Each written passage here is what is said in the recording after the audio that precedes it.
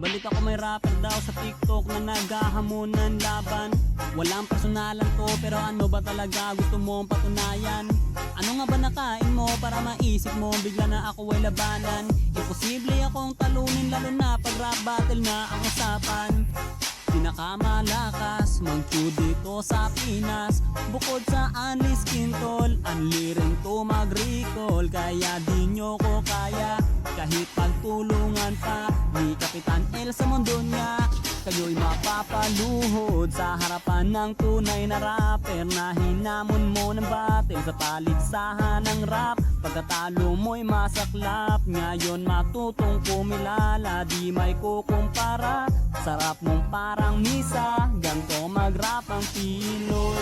Oy, oy, oy, oy,